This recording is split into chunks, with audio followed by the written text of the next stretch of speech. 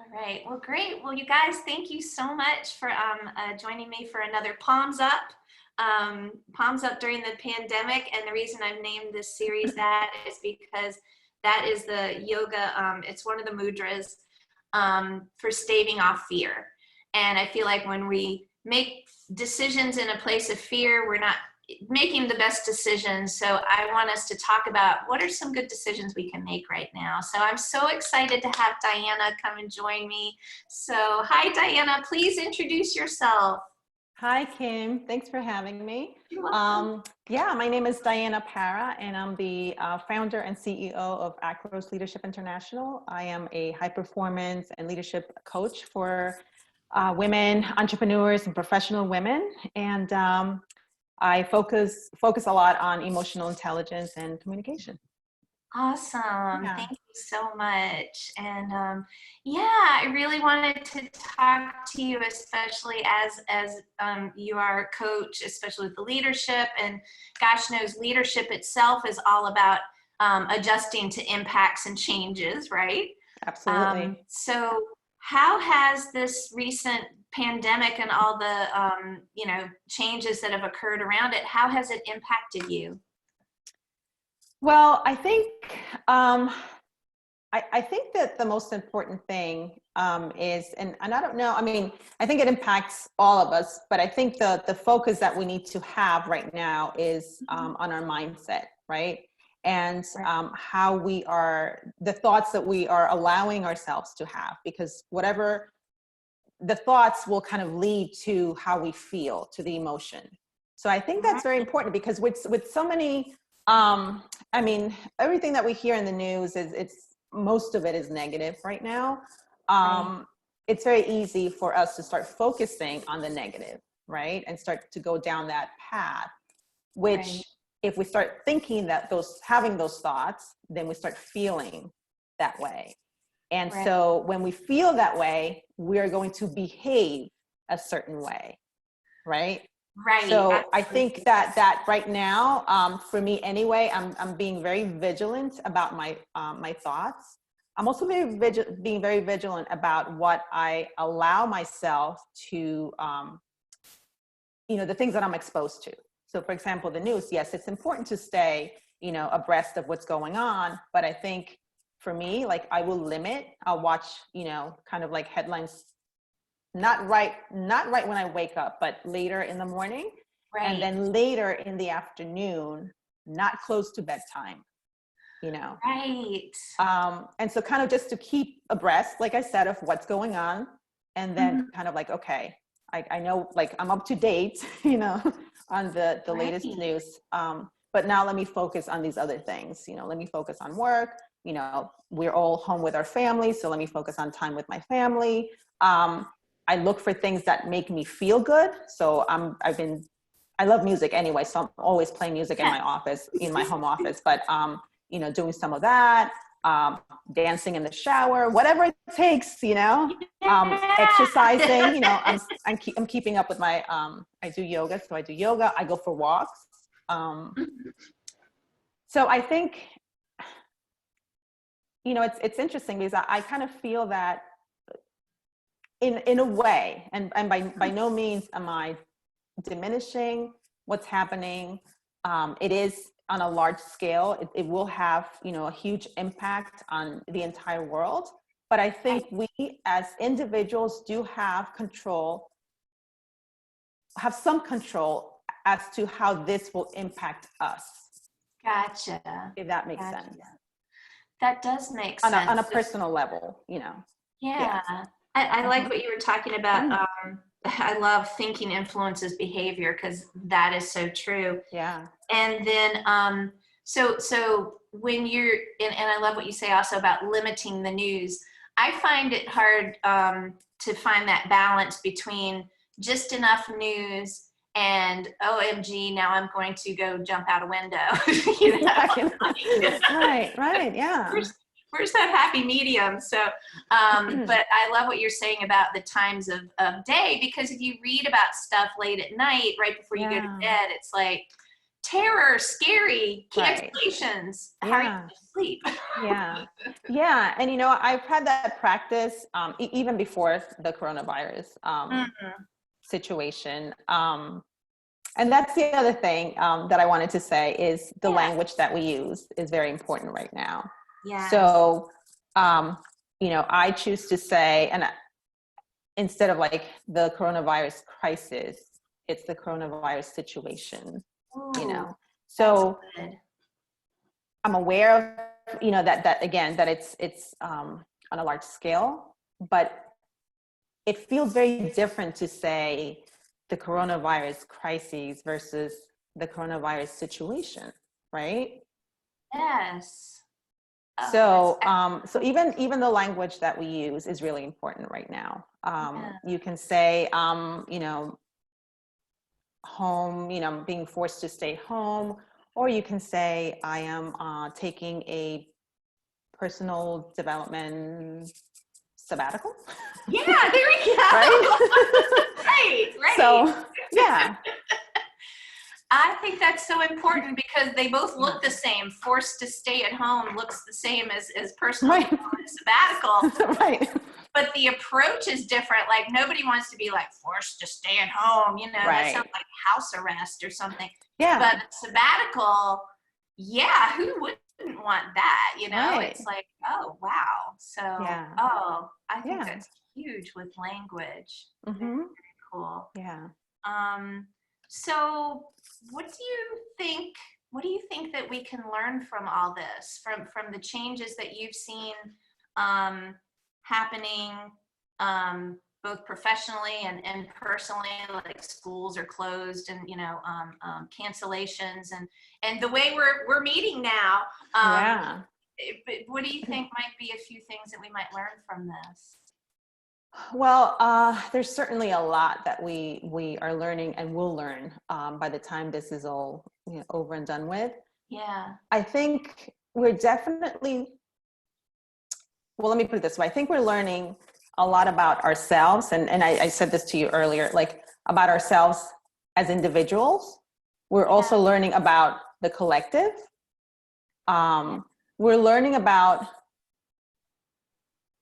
to put it, let me put it in this terms, like our dark side, and our light side, right? And we're learning Mm. how we all have both.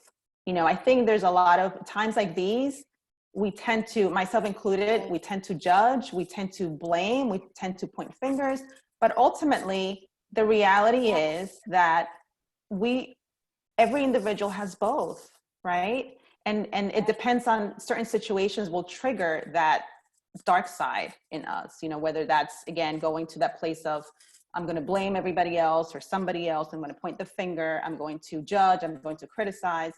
And I think it's times like these when we need to kind of let our light come through and come Yeah. together so that we can come up with solutions and we can be helpful to one another and we can get through this as a collective, Yeah. right? So Yeah. that's one thing. The other thing, I think, and again, I really feel that this is of course like something horrible and we're losing a lot of people and people losing their jobs Yeah. but I think at the end of it all, Mhm. a lot of good will come out Yeah. because we will have learned a lot about ourselves and the collective, and the places where the change needs to happen are going to be highlighted. Mm. And so those things will have to be addressed or should be. Oh, Um, absolutely. and like for example, the fact that we're now staying home with families, right? Mhm. It's like, well, look at this. We're having to spend more time with our families, our loved ones, which is really a great thing. We don't want to have to do it under these circumstances, but I think Right. we're starting to realize like, oh wow, like my kids really enjoy spending time with me, and I really enjoy spending time with my kids or Yeah. my partner, my spouse, or whomever it is. I also enjoy spending time at home reading, learning more about myself and growing, so, and as far as like, like one of the things I mentioned that I teach my clients is communication. It's like the way we are communicating has now changed. Yeah. So it's interesting because we're having to do both more at home, face-to-face communication, right? But we're also doing all this virtual communication, right? So both are happening at the same, which I think, and I think some people, and I've had conversations with individuals and they're kind of thinking, wow, like I didn't realize that I really wasn't, because I was spending so much time on my phone, or I wasn't really connecting with other people. Right. So again, I think we're learning how valuable connection is and how we need as humans. That's just the nature of being human. We need to connect with other people. We need that connection in order to survive. And so that's definitely something that's being highlighted, even though we're physically, isolated, we're still connecting with other people. And I think it's great that we have this whole virtual world and we're able to do it through that medium. Most definitely. You made me think about a couple of things. I love how you juxtapose face-to-face being with your family communication, and that's unusual. I'm putting that in quotes, not because we never would see our family face-to-face, but maybe not as many hours in the day. But then also the virtual, that we're separated from people that we may have interacted with more often. I hadn't thought about two of those in parallel, but also joking, not joking, when I'll see couples at a table together at a restaurant and they're both buried in their phone, and it's like, you're together physically, but you're not really connected. Exactly. Yeah.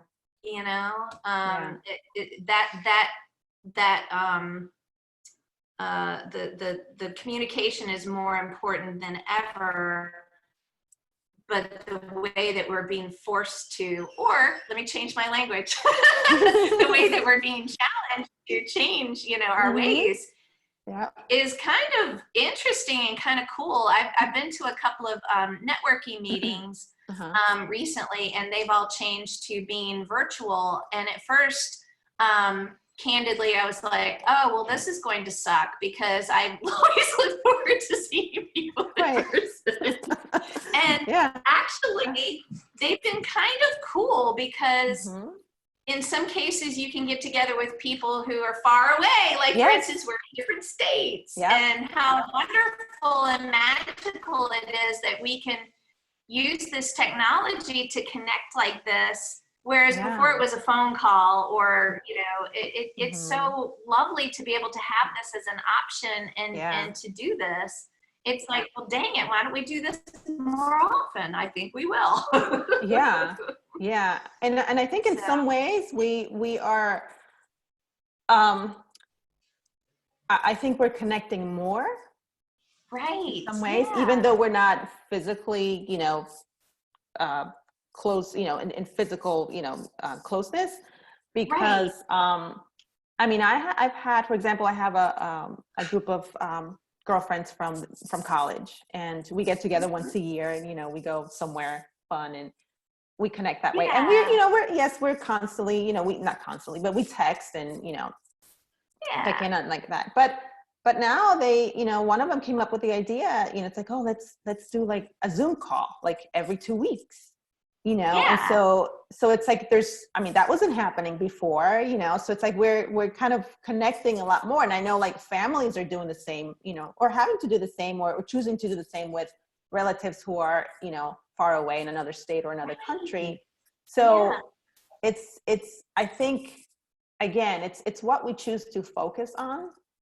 Right. And that's, and our thoughts, and that's going to drive like how we feel. So we can choose to say, well, oh my God, I can't,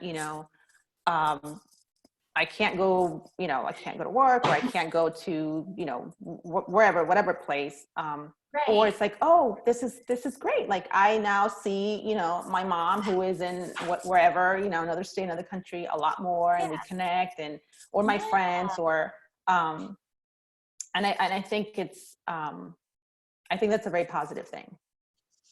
I do too. Yeah. I think that's awesome. So, oh my gosh, Diana, thank you so much for joining me. This Oh, has you're been welcome. wonderful. Thanks for having me. Absolutely.